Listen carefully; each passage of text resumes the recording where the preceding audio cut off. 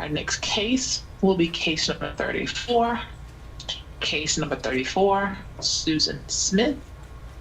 One moment as Leith connects, and she does have supporters, and will be represented by attorney Tommy Thomas.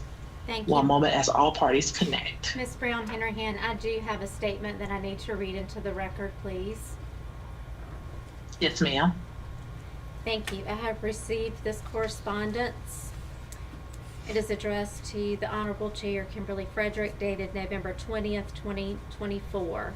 Please be advised that I will recuse myself in the parole hearing of Susan Smith, number 221487. I was acting warden at Camille Brand Correctional Center in 1999, where inmate Smith was housed, and subsequently transferred to Leith Correctional Institution. I have determined that it is appropriate to recuse to eliminate any appearance of affecting her opportunity for parole. Respectfully, Geraldine P. Miro. Thank you, Mrs. Miro. This is accepted. If you would please exit the room. Thank you.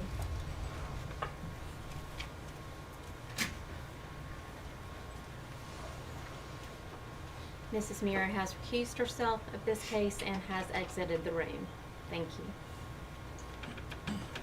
Thank you. And we have moved her site into the lobby briefly. And one moment as we admit all parties.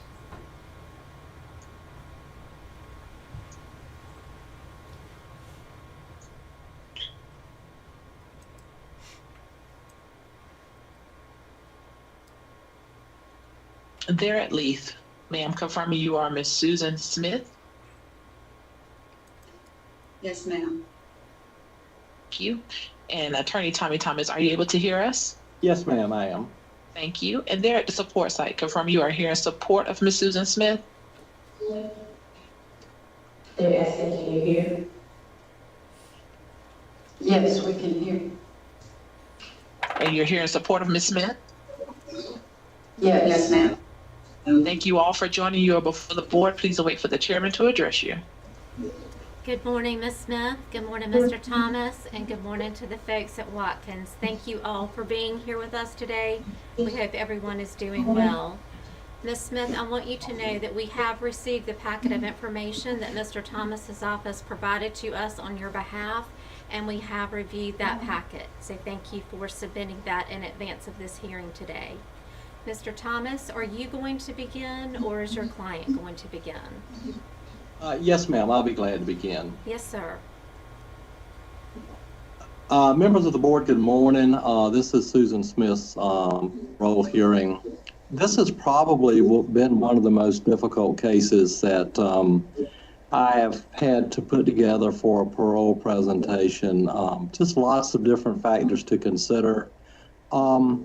She's been convicted of murder, of course. She has served 30 years, and she was 23 at the time that this incident occurred. She was sentenced to life with the eligibility of parole, so that's why she is here today.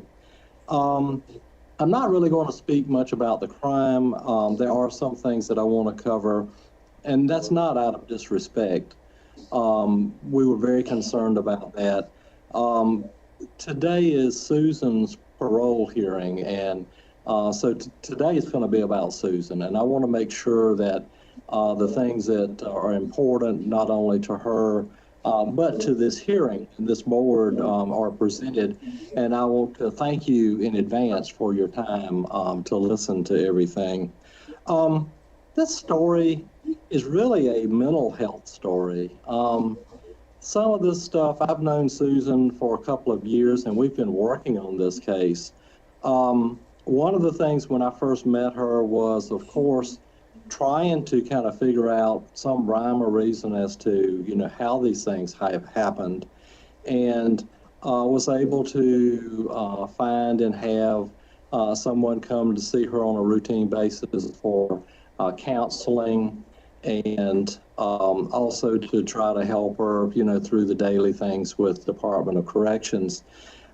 As a result, that's kind of what I came to the conclusion was it is a mental health story.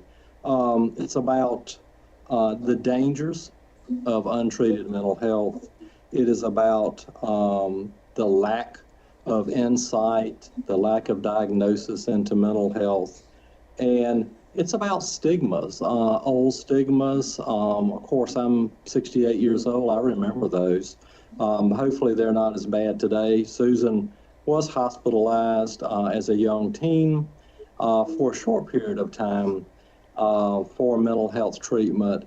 And not to disparage anybody, but her mom was telling folks that she was in the hospital because she had a strep infection. So those were things that we didn't talk about. Those were things that were pushed under the rug, so to speak, because they were embarrassing. They showed weakness. I don't know what they showed, but they showed up and culminated in Susan as a result of a day that all of this came together and produced some horrendous results. So I think it's important to Susan, if anything comes out of this hearing, it's that people understand there's nothing to be ashamed of. There's nothing and no reason not to reach out and seek treatment. And there is certainly no stigma that should be involved in trying to better yourself and help yourself for yourself and for others, members of the family and everyone. Susan, moving on, Susan is a high school graduate. She has some college with USC Union. She has attended International Christian College, and she's worked on an associate's degree. She's still actually working on that in Christian counseling. She has no prior record that I'm aware of. If paroled, she would be living with her brother, Scotty Vaughn. Scotty is here today and very briefly wanted to address the board. The job for her, she has served 30 years, so she's been in Department of Corrections for a long time, would be through vocational rehab. The PEP program as probation and parole would know it.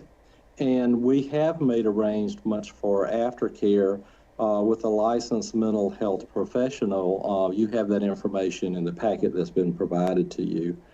Some of the programs, I took the time to look at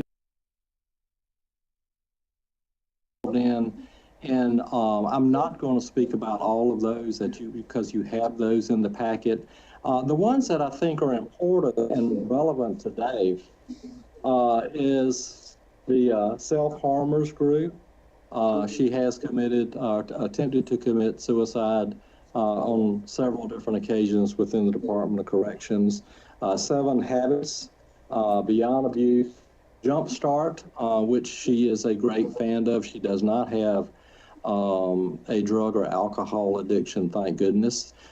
She has been active on Innovo and the Cipher Works programs, Loss and Grief, healing seminars, women's empowerment, anger management, self-esteem, and domestic violence workshops.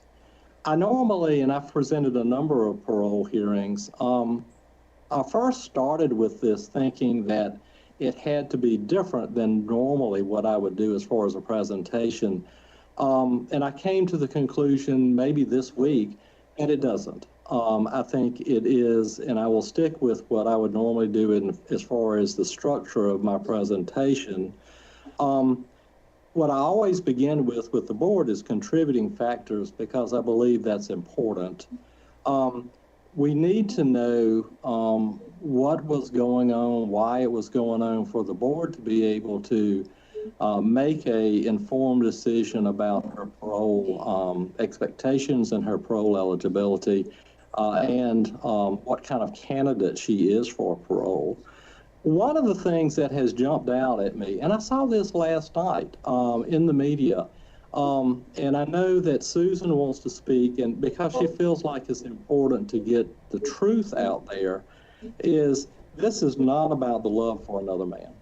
I saw it on local TV about how this was all about another man and him not wanting children. From what I have been able to determine, that is just not true. I have spoken with David Bruck, who was a defense attorney on a number of different occasions. David has been a great source of information in regards to Susan. he indicated to me that this was a theory of a motive by the state. That's where we think it developed. However, this was never proven at trial, and it was actually abandoned by the state. So, but it has stuck. And I just wanted to, I know it's important to her to bring this to your attention. The contributing factors in this case were multiple stress points. They converged all at the same time. And we are certainly not trying to say anything about, the horrificness of this crime. It is, and she was found guilty. But we're trying to kind of maybe present to the parole board how these things developed and how it's possible that something like this could happen. One of the things that has been important in her life, and I think is a huge contributor to this crime, is the suicide of her dad at age 6. Horrific, just horrific. And she blamed herself. How could he leave me? And I think it sets the stage for the beginning of some serious mental health issues, some serious depression, which just kind of culminates and continues to snowball. And the lack of, recognition and treatment for this issue with her dad. I mean, it was like the old stigma of, we just tough through these terrible situations, and that's how it's done. It's not done that way. There were some attempts to get some sort of psychological help for her after a couple of suicide attempts, and never went anywhere. She was the child. The adults in the picture did not, can't blame them. I think it was the times. Did not seek and try to understand the depth and the significance of this and what it was going to produce at a later date. Severe depression, potentially depression after the birth of her last child, which was also undiagnosed, and that postpartum depression that existed in a severe situation. Just in culmination, and I apologize for reading something to the board, but I've looked at so much material, and if I can beg the board's attention for a few minutes, I would like to say this and read this because I think it summarizes everything that I've been talking about and everything that Susan wanted to talk about what happened. She said to me, and this was not in preparation for parole, I found this buried in a bunch of documents that had been provided to me, and it is from Susan. And she says, I believe this is what happened to me on October 25th, 1994. I lost touch with reality. My thoughts were not rational nor logic. I don't think I understood that if I allowed this car to go into the lake, that I would never see my children again. The finality of it was not real to me because my thoughts were so screwed up at the time. My mind, I thought, was doing what was best for them. I knew Jesus would take better care of them than I could. It was truly a moment of insanity. There are no easy explanations and not much understanding. How can you make sense of something that is senseless? And I think that shows the remorse that she's had. She's lived with this for forever since this thing. When I first met her and I would go and see her, remorse is difficult. That's something with the parole hearings that I've presented for years, is to how do you say, how do you demonstrate remorse? People do it in different manners. And I always look for that. I always ask my clients, and look for the remorse. I could see the pain on her face. It was so difficult. talking about things were extremely difficult. And not because she didn't want to talk about them, it's just because it was so hard to talk about them. So I think that she is truly remorseful for what happened. And I think she would do anything in the world to bring these children back. But moving on to the next consideration in this presentation is really changes. What changes has she made in herself in prison? One of the things I think is important is that she has no prior history. Nothing that would lead up to believe that someone would be capable of a crime of this nature, which I think is also indicative of what their risk is if the board was inclined to allow her to participate on parole. I don't think that was as a risk, and I think that's what our counselor, who had seen her on a regular basis for a number of years, also indicated that it was very low risk. She's been IRC chairman within the institution. That means something.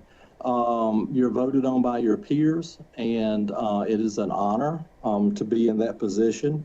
She has been a math tutor in education. She's helped numerous inmates obtain their GED. She's been in the character arts program, prison fellowship, which I think is extremely important to her. She's much stronger in her faith than she has ever been. And that is a comfort for her. It's something that that she enjoys. It's something that is extremely important. Jumpstart, good program. She's been in that program. She would actually like to go to Jumpstart if the board would consider her for parole. He has been out of the program for a couple of years, and that would be, she'd have to do some other things for that to happen. So that's why we have chosen that she would go and live with her brother. Good, solid individual in the community, willing to help her in any manner. And one thing I've noticed from the family and friends is that we mourn with her the pain of this crime, but we still love her and we're there for her. So she has that for her, and which is a great resource if the board was going to consider her for parole. One of the other things I've noticed is giving back to the community, arts and crafts. She's made arts and crafts that she's donated to charity. She's helped St. Jude's. She's helped staff members.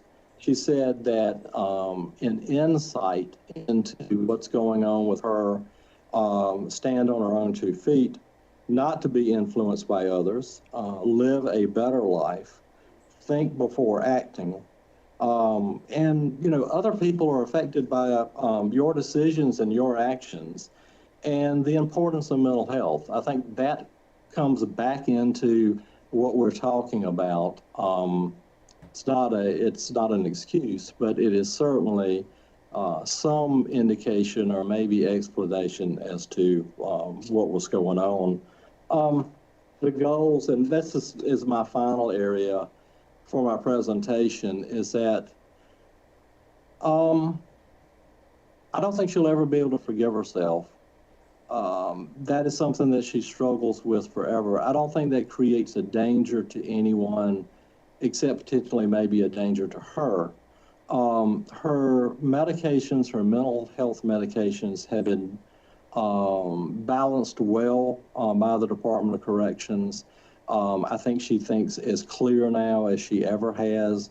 I think that she is able to establish goals and what she would like to do in her life. And I think on the top of that list is to give back and to try to help others. She said that no one should suffer in the way that in their treatment. There is help available, and she wants to help to get out and maybe help to promote that that concept that there's help out there. You just have to seek it. And she said she'd like to live a quiet life. She would welcome supervision if granted parole, and maybe that is the best thing about this situation.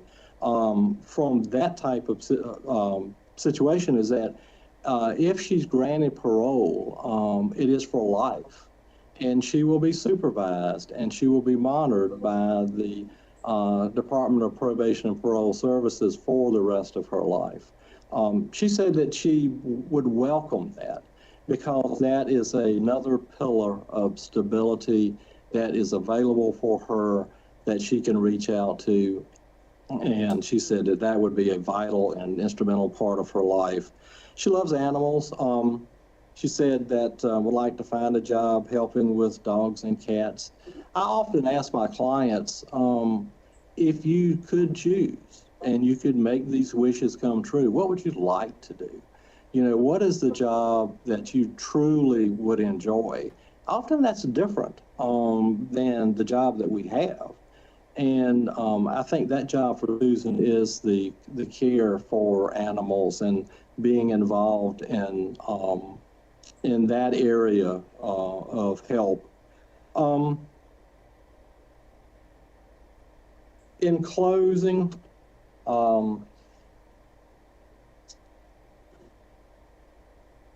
I think that she has indicated to me that her desire is to make her life mean something, something other than the things that she has done, to make a positive impact in her life. I talked to somebody, I've spoken to a number of people, and I've spoken to one person that told me they were at the trial, and they said that their impression of Susan was that she was living to die. I didn't really understand that. I think the more that I have been talking to her and preparing this case, that maybe I do. I think that has been Susan's life, is living to die for the things that she has done. And I think that what she's asking today is to ask the board to consider a parole for her, so maybe she can make something positive out of a horrific situation. I want to thank you for your time. I know I've taken a lot of time today. I would just ask if you would please consider her for release. Thank you, Mr. Thomas, and we appreciate all Yes, your ma'am. comments. Thank you. And again, thank you for the very detailed packet that you presented. Ms. Smith, Yes, ma'am. what would you like to tell us today?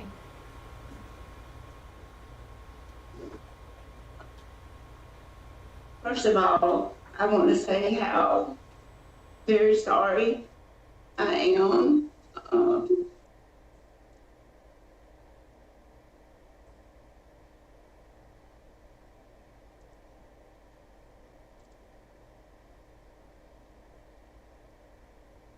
It's okay, Susan. Just talk with us.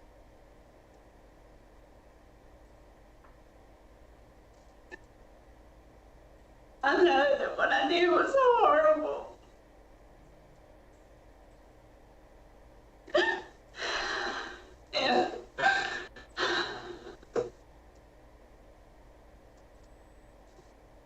And I would give anything if I could go back and change it. And I love Michael and Alice with all my heart. Ms.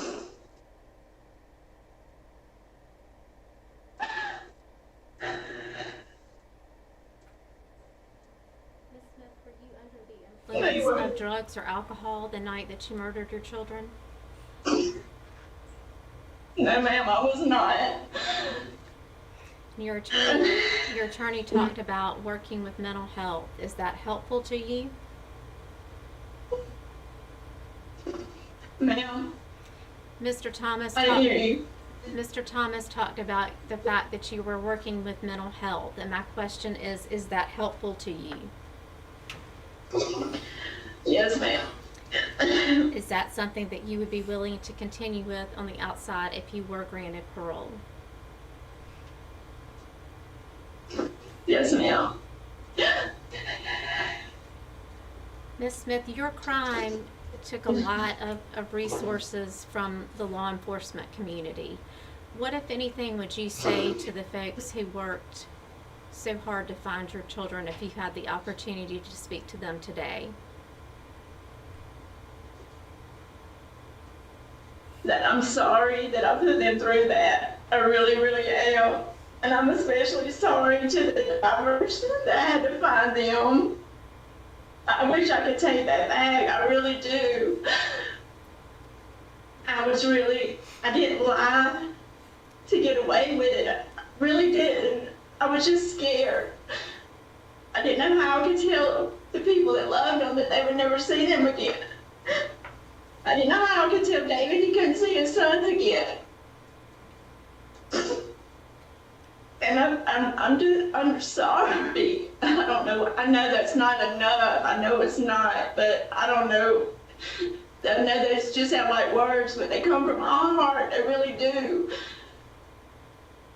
Right. One of the things that we review is your institutional record, and you've had some infractions throughout the years, some involving the use of some narcotics. Do you have any issues with drugs or alcohol at this point? I don't. No, ma'am, I don't. And you had a recent disciplinary infraction just a few months ago. So why should this board think that if we grant you parole that you're going to go out and follow the rules and the laws of society if you do not follow the rules within the institution? Well, this last infraction, I was trusted the wrong person. This lady contacted me and I trusted her. I thought she was going to do a documentary on mental health, and I really am not guilty of what they charged me with, and I have filed an appeal on that charge. And as far as your question,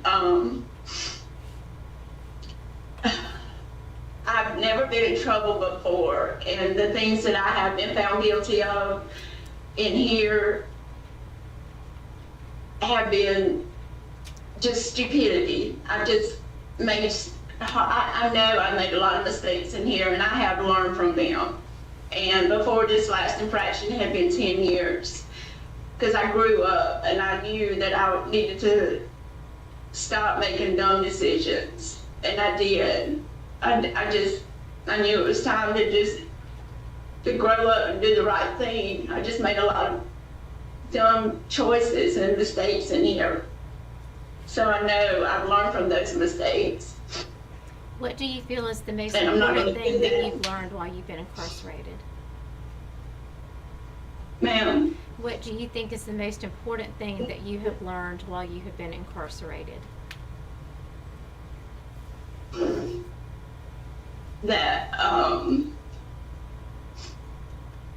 that people are important, that forgiveness and love, that family is important, and that decisions we make not just affect us, they affect the people that we love. And not to take things or people for granted. All right, is there anything else that you would like to tell us today that wasn't in your packet or that has not already been said? I would just like to say that I am a Christian, and God is a big part of my life, and I know He has forgiven me, and it is by His grace and mercy and I have a lot of faith, and I live by that every day. And I just ask that you show that same kind of mercy as well. And I guess, yeah, that's it. Thank you. Are there any other questions Okay, thank from the you. board? Folks at Watkins, I need each of you to please state your name for the record and your relationship to Ms. Smith. Ma'am, can we begin with you, please?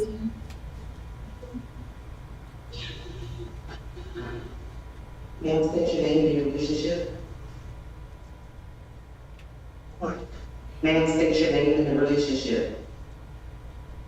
I did not, is it I? Yes, ma'am.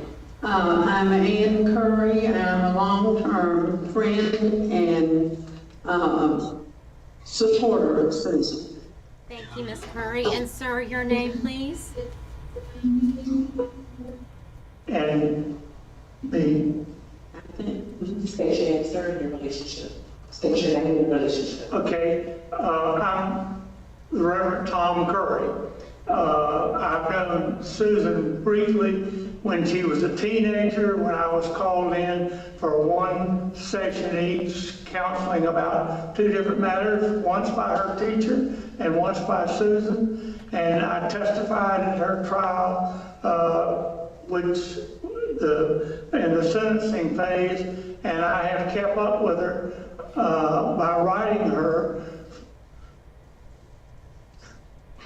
Thank you. weekly for the last 30 years. I did this because I felt that she needed somebody to remind her that her whole life was not caught up in that one experience, but that she could put her life back together, because her life was in such turmoil when all this happened. And I think she's a different person now. And that's what I want to talk about when I get a chance to say a word about it. I have new hearing aids, and I can't always hear your questions, but my mind's fine, and I'm just a retired Presbyterian minister alone. Well, thank you, Mr. Curry. We appreciate that, and you're welcome. You're welcome to make your statement that you would like to make right now. All right. Okay, I want to start with her trial. Mr. Curry, let me Because at interrupt you that before you point- get too far into that. We are not here to retry her case in any form or fashion. That is not the purpose of the parole board. We are here to determine if she is a good candidate for parole, and if so, we would set the parameters of that parole. But in no way can we discuss the trial or retry her case. She was convicted of 2 counts of murder. If you'd like to speak to anything outside of that, you're welcome to. Okay, me now. I just want to say 2 things about the trial. I only went to the trial for one part of one morning to testify in the sentencing phase against the death penalty.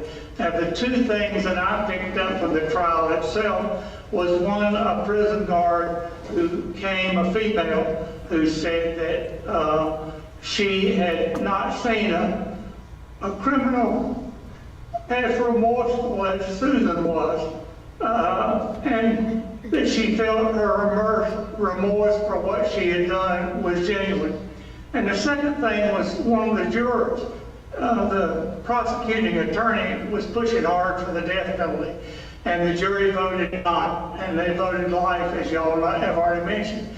But one of the jurors said that she felt like that it would be harder for Susan to live with what she had done than to die. And I thought that was a true statement. And it certainly has been for Susan during her 30 years in prison, and especially the first part of her time that she was there. It's been mentioned she attempted suicide several times, and she had a couple of run-ins where guards were able to use her for their pleasure, and that's a bad situation, and was dealt with, and she was not the only prisoner involved. All right, thank you, Mr. Curry. Thank you for your comments. Thank you for your comments. Mrs. Curry, do you wish to say anything? Yes, please, and thank you for letting us speak. I just want to say that I really think Susan is ready for parole now. She has surrounded herself with a caring support community that advises and encourages her, and she listens to them. As Mr. Thomas said, she has done everything she can to prepare herself to live outside of prison and taking courses and learning how to teach and caring about other people and working on teams and projects together.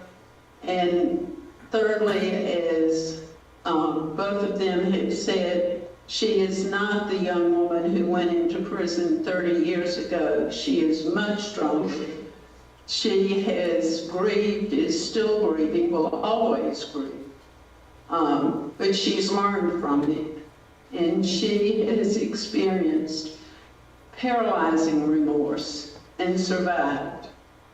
Today, she wants to begin to rebuild her life, and I hope you'll give her that chance. I want to say one more word. For the last 2 years, now remember, I wrote her for 30 years, once a week, pretty close to every week. And that is, the last 2 years, I've ended my letters by saying, Susan, you live in a needy place.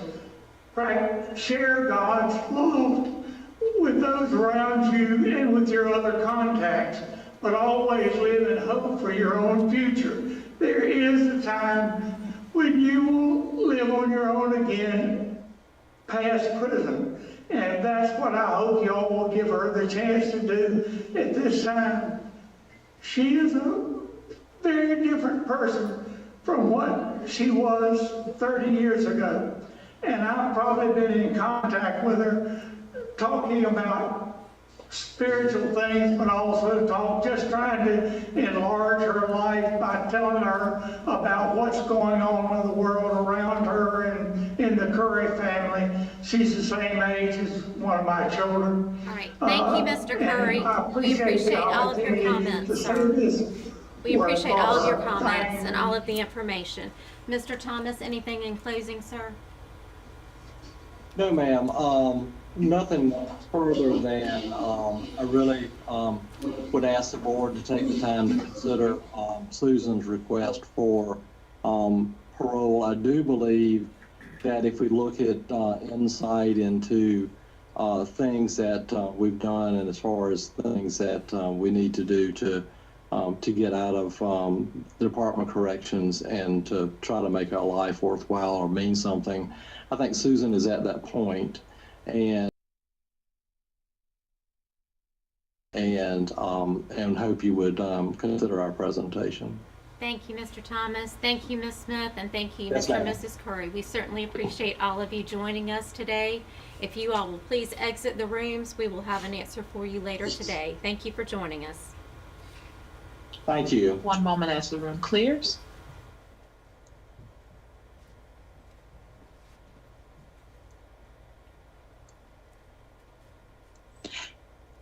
And the room is clear, and we do have additional testimony facilitated by the Office of Victim Services.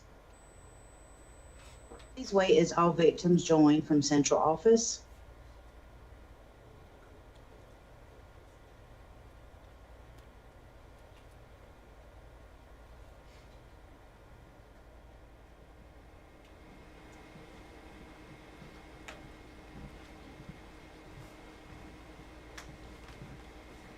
Good afternoon.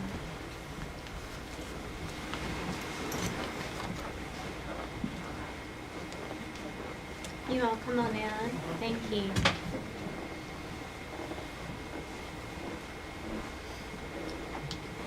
Can you move just a little further around so we can get everyone in? Thank you so much.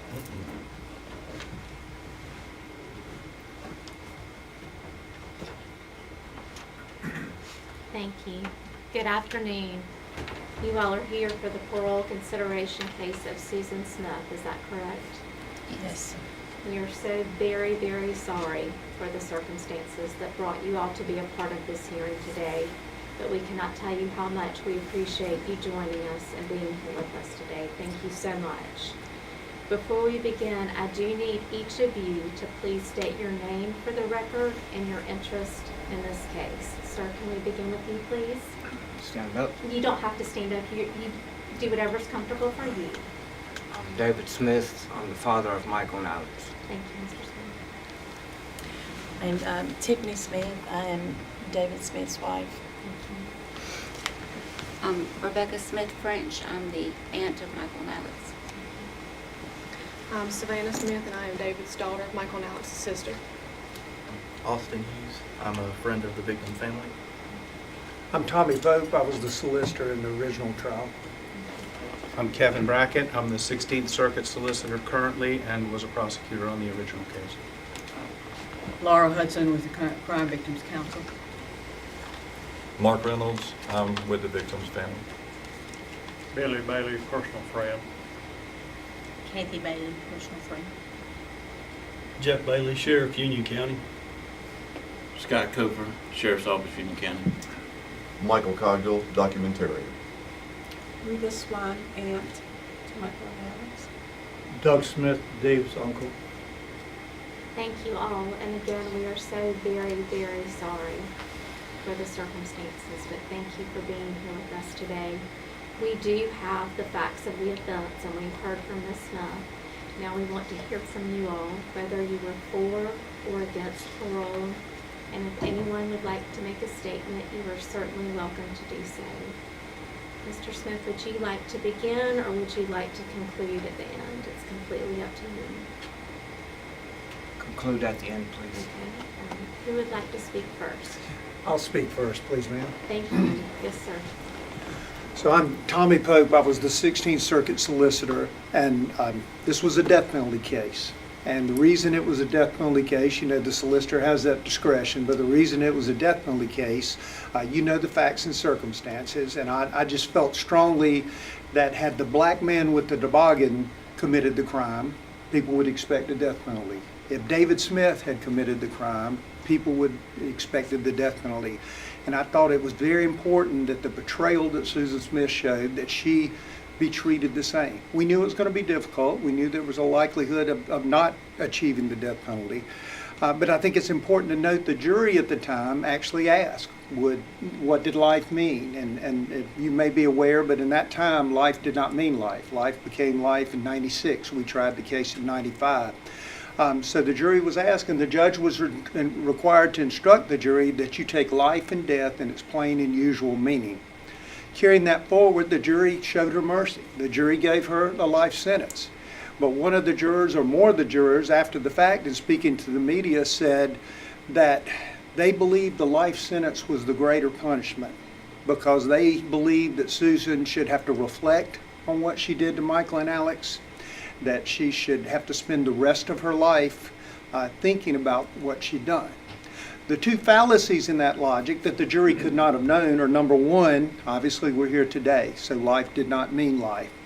Number two, and you have it before you, Susan's conduct from the day she rolled the kids in the lake. The defense claimed a botched suicide, but she was able to save herself. She was able to blame a black guy. She wasn't wet. She wasn't injured when she runs to the house and concocts this story.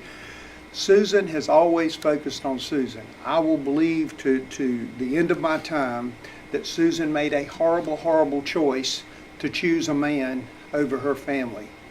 I said the boys were in the car, her wedding gown was in the car, her wedding album was in the car. She thought in a nice package she could roll that away. If she could have put David in the car, he would have been there too. In a nice package, she could roll that away and start this new life with this other man. And she led everyone on, including David, for 9 horrible days. And so as you look at her conduct in prison, whether it was a relationship with guards, the social media, the attention, the conduct recently with the publisher, Susan, you know, she's got people outside, I'm sure you've heard from them, that want to take care of her.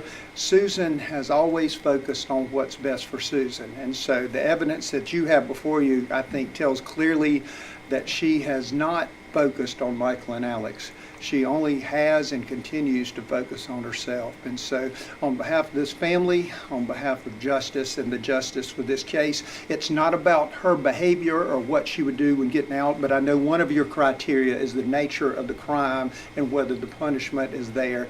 And I would submit for the crime she committed, the action she committed, that punishment has not been achieved yet. And so I would ask you to deny parole. Now, thank you for your time. Thank you, Solicitor Cody. Appreciate it. Would anyone else like to speak? Yes. Yes, sir. Madam Chairman, Chair Lady, and members of the board, thank you so much for giving me the opportunity to speak here today. I was on the prosecution team that handled the prosecution along with Solicitor Pope and Speaker Pope now, who you just heard from. I wanted to bring to you a couple of vignettes from the case to help bring this alive for you. In the course of preparing for today, I've gone back over the case. I've reviewed the file. I've pulled some of the evidence out, which is in a closet just off my office. Evidence like the note that was written to Susan Smith by her boyfriend, the man she was cheating on her husband with, who told her in the note that he could not be with her anymore because he didn't want children, and that they had no long-term future because he didn't want children. And then 1 week later, she's rolling her car down the ramp at John D. Long Lake with her 2 children strapped into the back. She betrayed her husband when she cheated on him, and she betrayed her children against the laws of nature when she should have been sworn to protect those children. She betrayed them when she left them in the seat and rolled that car down, and she was not trying to commit suicide. She was trying to change her life. She wanted to kill her old life and start anew. She was wearing a sweatshirt that the man who she was cheating with had given to her when she was on TV 2 hours later after claiming that a black man in a toboggan had carjacked her and spirited her 2 children away. How many black men in red Mazdas got pulled over across the country because they were looking for those 2 kids and they were looking for this fictitious man that didn't exist, purely a figment of her imagination? I was on the banks of John D. Long Lake, standing there with about 40 or 45 people, 50 people, as the tow truck from Greer's Wrecker launched its line into the water where divers hooked it up to the car and pulled it out. Total silence as that car emerged from the dark water. Everybody sitting there hoping and praying that maybe it was a different car. Maybe it was a wrong car. Maybe the kids weren't in there. Not a word was said. It was one of the most haunting memories of my life, and it will live with me forever. And that's the last point I want to make. You're going to hear from this man, and he's going to tell you what this did to him. I can't begin to describe it. I sat in court and listened to him testify, and it was heart-wrenching as he described that his hopes and dreams for the future were destroyed that night when she killed their 2 children. This didn't just traumatize him. It traumatized Union. It traumatized South Carolina. The entire country was in the grips of her lie and her treachery. The entire country. This was a global sensation. People were fixated on this.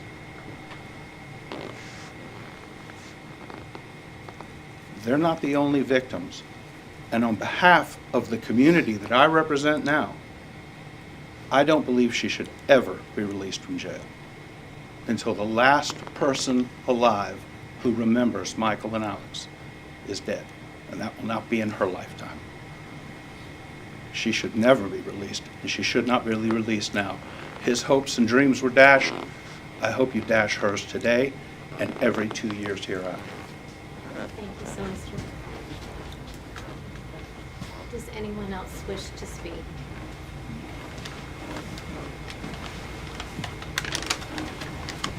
Okay. You're welcome to stay seated if you're more comfortable, whatever's best for you. Great, thank you. I'm going to read what I wrote. Okay, it's easier. you don't mind. When Susan murdered Michael and Alex, she altered the course of my life and my family's life forever. Having grown up with 3 older brothers, Susan was like the sister I never had.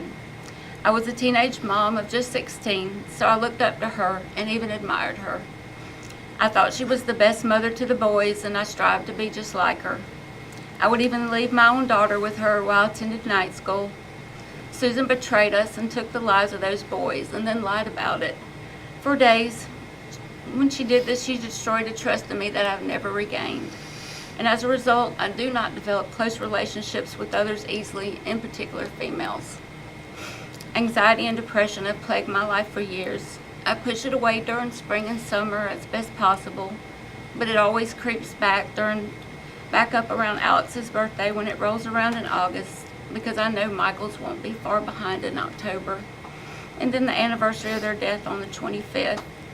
Because in my mind, I always refer to this period of time as the sad months. Throughout my career, the majority of any time missed at work is around Michael and Alex's birthdays and the anniversary of their death. I stay in bed and sleep to deal with the depression. It's just easier this way, or at least it seems to be. Something as simple as taking up a new hobby turned into a nightmare for me last year. My boyfriend and I decided to take scuba diving lessons. I geared up with all the equipment, face mask on, oxygen tank on my back, stepped off the side of the pool into 15 feet of water and immediately sank to the bottom from all the weight I was carrying. Normally you'd remember to breathe and begin to ascend as I had studied for all the weeks leading up to that point, but nothing prepared me for dropping into a body of water and the feeling of being weighted down, unable to breathe, and seeing Michael and Alex's face. I immediately panicked, ripping off my face mask, sucking in water, and not being able to come to the surface from all the weight I was carrying. I was drowning, and I knew in that moment that was the closest I'd ever come to knowing what my nephews had endured and how horrific and scared their last moments had to have been. Something as simple as taking up a new hobby was yet one more thing Susan was taken from me. In over 25 years, I have found myself finding comfort going to the cemetery where the boys are buried, beside our older brother. I go there often and I will tidy up their graves, where people have left trinkets or gifts, and I talk to them. I go there when I'm happy, I go there when I'm upset. Rainy days, sunny days, cold days and hot days, it doesn't matter. It brings me peace just being there. But as a result, I'm not able to bring myself to move away from Union County, because now I don't want to leave them. We have missed Michael and Alex's kindergarten graduations, numerous birthdays, birthday parties, summer vacations, Easters, along with annual Easter egg hunts at Meemaw's, Thanksgivings, Christmases, football, soccer, baseball games, proms, high school graduations, possible marriages, and births of their own children. We don't know, because they never had a chance. They never had a chance to live a life of their own. Susan took that from them. She took that from us all. And now she wants a chance to be free after only serving 30 years. No. Life should mean life. So I'm respectfully asking you to please deny her request for parole. Thank you. Thank you, ma'am.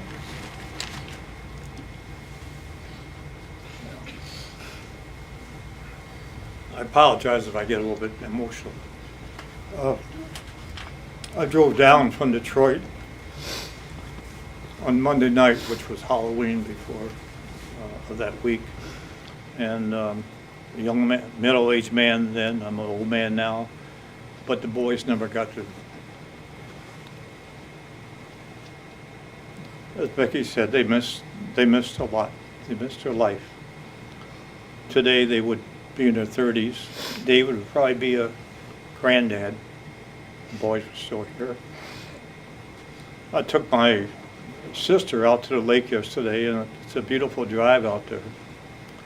I was just thinking, all that time she had time to change her mind, to stop and turn around and not go through with it, but she did. And then the boys were gone. A year later, I came back down for the trial.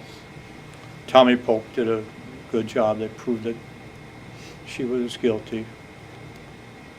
During the sentencing trial, they came back and recommended life. Tommy had argued for the death penalty. The family was for death penalty. They come back and recommended life. But we said, well, we'll live with it. You know, she'll have to live with it every day for the rest of her life. So we were satisfied with life, but we do not want a parole. We were against any parole for her. And then two other items going back 30 years, the Friday morning after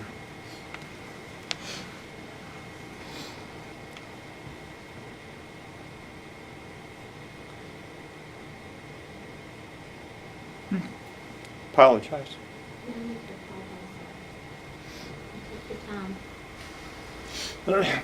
But the Friday morning after, David, his dad, my brother's wife, and I, the four of us, were sitting at Holcomb Funeral Home in Union and discussing the funeral arrangements. David asked to see the boys, and Mr. Holcomb had a funny look on his face, and he said, "Mr. Smith, could I see you?"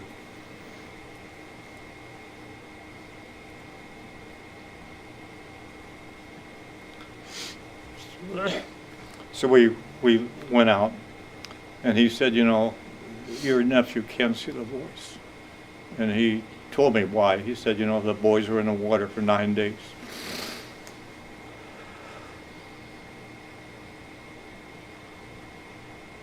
So I went back and told David, I said, "You know, it's better that you don't see the boys." And I think deep down he understood why.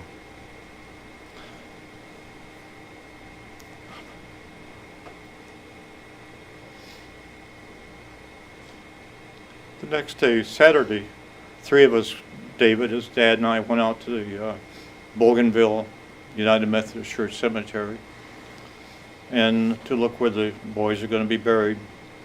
And David's brother, Danny, who had died 3 years earlier, was buried there. David wanted his boys buried next to his brother, their uncle. But the way the cemetery was laid out, there was no room for the boys to be put next to Danny.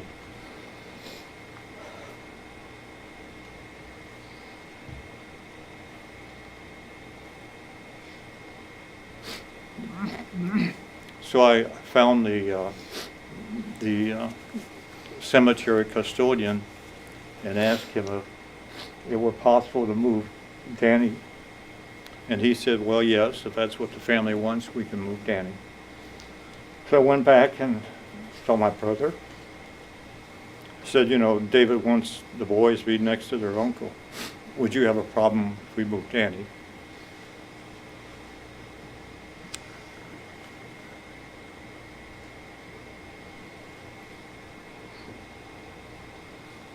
And he said no. So if you go out to the cemetery, you'll find that Danny and the boys are side by side.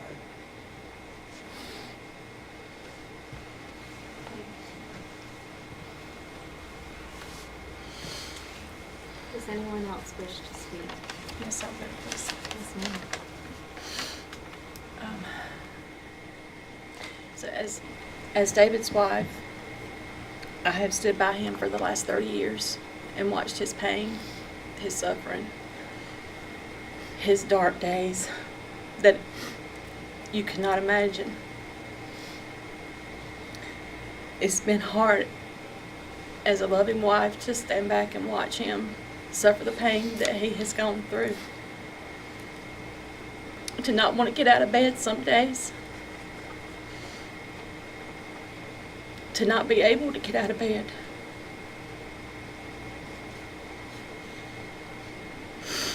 Because the pain was so much for him.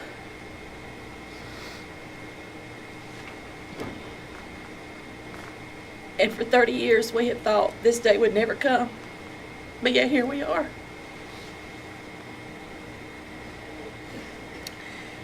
I don't feel that it's time for her to be let out, because she took 2 lives. She didn't just take 1.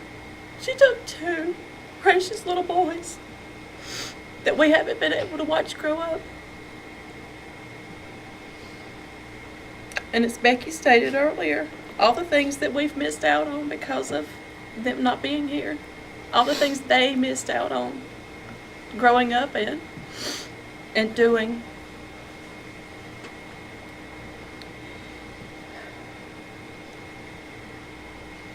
And for her to be in prison for the last 30 years, you would think that she would have thought about what she's done. She would have said, I'm sorry. But she hasn't said, I'm sorry. She hasn't even called him. She hasn't even told him she was sorry. Much less the world. For 9 days, all I can think about is how much she lied and manipulated everybody. The whole world. I watched it and believed her myself. I wanted her to be telling the truth. But to be betrayed by her lies. And that just makes me feel like if she could do that then, whatever she's told you today, I'm sure were probably lies as well. Because she has shown in her last 30 years what she does in prison. She's all about herself. It's all about what she can do to make her life better.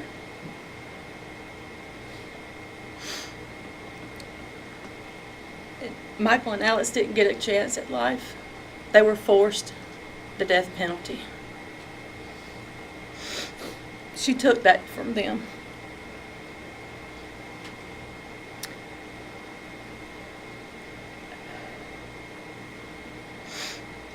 The lives of this family has been forever changed. It caused us to be a little overprotective of our now daughter. A little bit more than we probably should have been. Because we were afraid something might happen to her.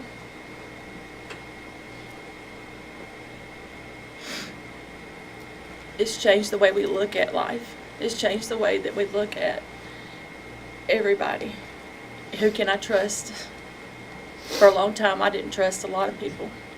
I had to be careful, around certain people. I didn't know if I could trust them or not.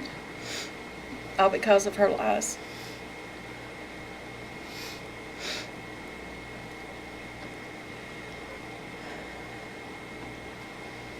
So to help give this family some peace, it would be best if Susan stayed behind bars and stay in prison for the rest of her life. I respectfully ask you to keep her in. Thank you. Thank you, ma'am.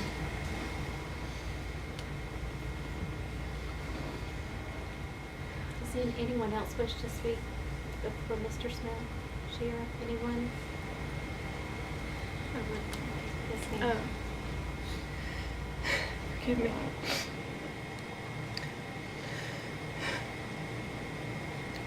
Most of what I have to say is going to be pretty redundant. But primarily I would just like to focus on, since I came after the fact, what I had stolen from me was 2 older brothers, the good and the bad of having older siblings. And I now try to use my life as a way to live for them. And growing up, I didn't quite understand it my whole life, but when I finally did, I felt like I had witnessed it, like I was there. The pain that not only was caused to me in like a domino effect, but what I have seen firsthand with my father, my aunt, and our whole hometown. We can no longer say that we're from Union County without Susan's actions being brought up.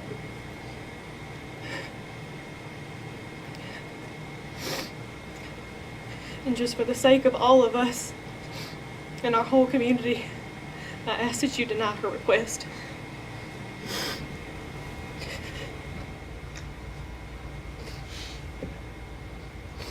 Mr. Smith, you're welcome to stay seated if you want to come down.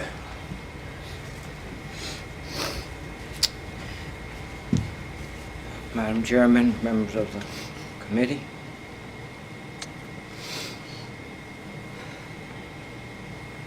It's been a tough 30 years. I'm not here to speak about what she's done in prison. You all have the records and accounts of all that. I'm just here to advocate on Michael and Alex's behalf and as their father.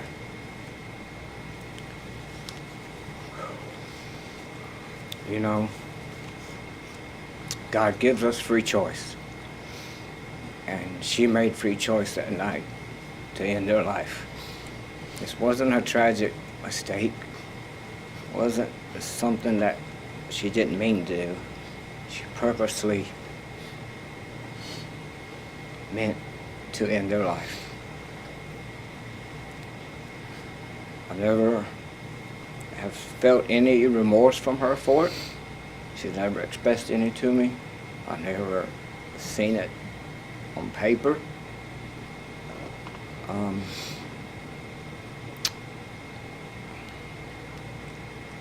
No, as you've heard, she changed my life for the rest of my life that night.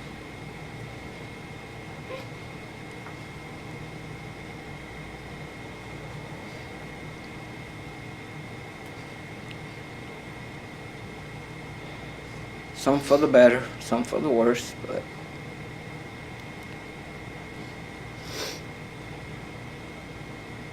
what she did, not only to Michael and Alex,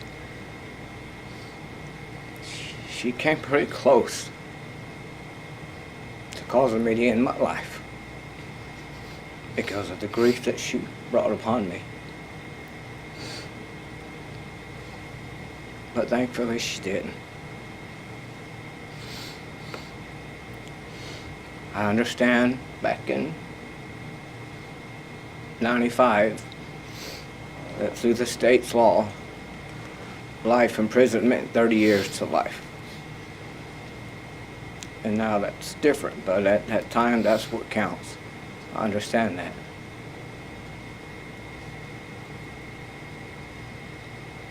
But ultimately, to me, that's only 15 years per child. Her own children. It's just not enough. So I'm asking that you please deny her parole today. And hopefully in the future, but specifically today. Not let her out. I miss them very much. And I love them very much. And I will be here every 2 years going forward to ensure that their death doesn't go in vain. Thank you. Thank you so much, Mr. Smith. Again, please know how very, very sorry this board is to all of you for all the pain that this crime caused you. But we sincerely appreciate you all being here with us today. Thank you very much. And thank you for the reminder with the picture of Alex and Michael. They were beautiful children. So thank you for reminding us of that today. We wish you the very best. And if no one else has anything else that they would like to say, if you all will exit with these ladies over here, we'll have an answer for you shortly. Thank you so much for being here.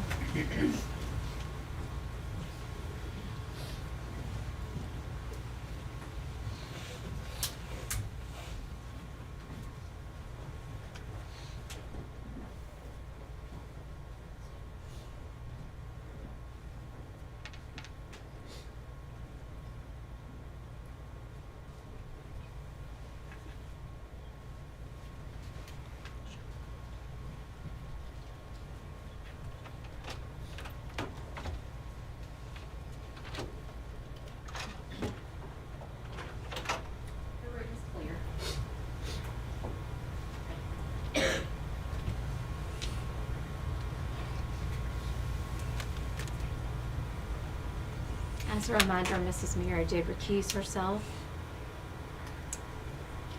Ms. Susan Smith is denied parole. The vote is unanimous, numbers 1 and 6. Thank you.